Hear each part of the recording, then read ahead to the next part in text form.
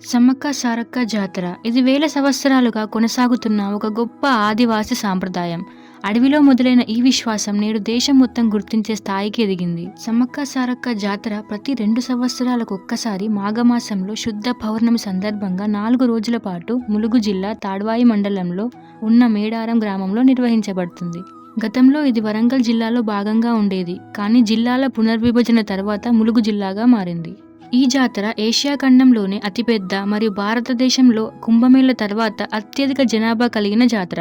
అందుకే ఈ జాతరను తెలంగాణ కుంభమేళ అని కూడా అంటారు. తెలంగాణలో జరిగే ఒక గ్లోబల్ లెవెల్ ట్రైబల్ ఫెస్టివల్ ఇది.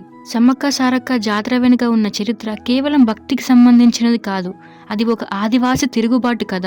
ఈ సంఘటనలు సుమారు 12 నుంచి 13వ శతాబ్దంలో తెలంగాణ ప్రాంతాన్ని పాలించిన కాకతీయ వంశం కాలంలో జరిగిన కథ.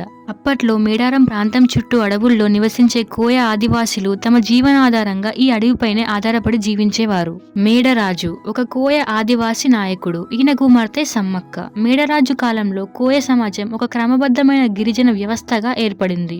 సమ్మక్క వివాహం పగిడిద్దరాజుతో జరిగింది. పగిడిద్దరాజు ఒక ధైర్యవంతమైన యోధుడు. ఆయన కాకతీయుల సామంతరాజుగా వ్యవహరించారు.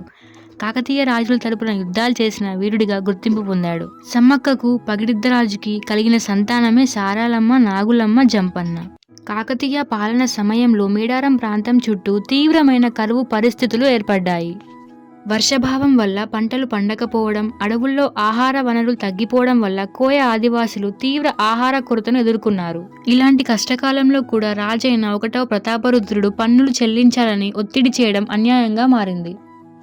జీవించడానికి సరిపడ ఆహారం లేని సమయంలో పన్నులు ఎలా చెల్లించాలి అనే ప్రశ్న ఈ తిరుగుబాటుకు మూలమయ్యింది. పగిడిద్దరాజు ఈ తిరుగుబాటుకు నాయకత్వం వహించారు. ఆ తిరుగుబాటును ఆపడానికి 1వ ప్రతాపరుద్రుడు, ఆయన సైనాధికారి అయిన గన్నమ నాయక కలిసి దాడులు చేశారు. ఆ దాడుల్లో పగిడిద్దరాజు వీర మరణం పొందారు.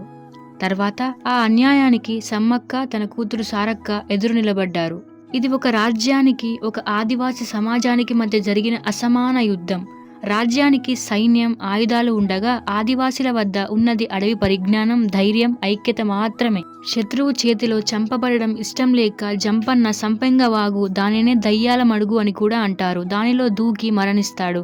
ఆ సమయంలో నీరు మొత్తం జంపన్న రక్తంతో ఎర్రగా మారుతుంది. అందుకే సంపెంగ వాగుని జంపన్న వాగు అని కూడా అంటారు. భర్తని, కూతురిని, కొడుకుని కోల్పోయిన సమ్మక్క చివరి దాకా పోరాటం చేసి చిలకలగుట్ట అనే అడవి ప్రాంతంలో అదృశ్యమైంది.